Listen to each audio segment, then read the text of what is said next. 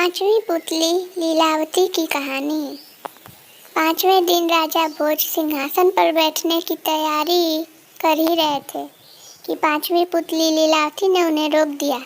लीलावती बोली, राजन, क्या आप विक्रमादित्य की तरह दानवीर और शूरवीर हैं? अगर हाँ, तभी इस सिंहासन पर बैठने के अधिकारी होंगे। मैं आपको कथा सुनाती हूँ, परमवीर दानवीर विक्रमादित्य की। एक दिन विक्रमादित्य दरबार में राजकाज निपटा रहे थे। तभी एक विद्वान ब्राह्मण दरबार में आकर उनसे मिला। उसने कहा कि अगर वे तुला लग्न में अपने लिए कोई महल बनवाएं तो राज्य की जनता खुशहाल हो जाएगी और उनकी विकृति चारों तरफ फैल जाएगी। विक्रम को उसकी बात जच गई। उन्होंने एक बड़े ही भव्य महल का निर्माण कराया। कारीगरों ने उसे राजा के निर्देश पर सोने, चांदी, हीरे, जवाहरात और मणि मोतियों से पूरी तरह सजा दिया। महल जब बनकर तैयार हुआ तो उसकी भव्यता देखते बनती थी। विक्रम अपने सगे संबंधियों तथा नौकरों चाकरों के साथ उसे देखने गए। उनके साथ वह विद्वान ब्राह्मण भी था। विक्रम मंत्रमुग्ध हुए। साथ ही वह ब्राह्मण मुंह खोले देखता रह गया। बिना सोचे उसके मुंह से निकला, काश इस महल का मालिक मैं होता। राजा विक्रमादित्य ने इस सुनते ही झट से वह भव्य महल उसे दान में दे दिया। ब्राह्मण के तो मानो पांव की जमीन ही नहीं पड़ रहे थे। वह भागता हुआ अपनी पत्नी को यह समाचार सुनाने पहुंचा। इधर ब्रह्माणी उसे खाली हाथ आते देख कुछ बोलती उससे पहले ही उसने हीरे जवाहरात और मणि मुक्ताओं से जड़े हुए महल को दान में प्राप्त करने की बात बता दी। ब्राह्मण की पत्नी की तो खुशी की सीमा ही न रही। उसे एक बार भी लगा मानो उसका पति पागल हो गया और यूं ही अनाप शनाप बक रहा हो।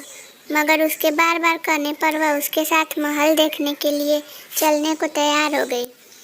महल की शोभा देखकर उसकी आंखें खुली रह गईं। महल का कोना कोना देखते देखते कब शाम हो गई उन्हें पता ही नहीं चला। थके मांदे वे एक शयन कक्ष में जाकर निढाल हो गए। अर्धरात्रि में उनकी आंखें किसी आवाज से खुल गईं। सारे महल में महक फैली थी और सारा महल प्रकाशमान था। उन्होंने ध्यान से सुना तो लक्ष्मी बोल रही थी। वह कह रही थी कि उनके भाग्य से वह यहाँ आई हैं और उनकी कोई भी इच्छा पूरी करने को तैयार है। ब्राह्मण दंपति का डर के मारे बुरा हाल हो गया। ब्रह्माणी तो बेहोशी हो गई। लक्ष्मी ने 3 बार अपनी बात दोहराई लेकिन ब्राह्मण ने कुछ नहीं मांगा तो क्रुद्ध होकर चली गई। उनके जाते ही प्रकाश तथा महक दोनों गायब हो गए। काफी देर बाद ब्रह्माणी को होश आया तो उसने कहा, यह महल जरूर बुतहा है, इसलिए दान में मिला। इससे अच्छा तो हमारा टूटा फूटा घर है जहाँ चैन की नींद सो सकते हैं। ब्राह्मण को पत्नी की बात जच गई। समय समय बाकी रात काट कर तड़के ही उन्होंने अपना सामान समेटा और पुरानी कुटिया को लौटाया।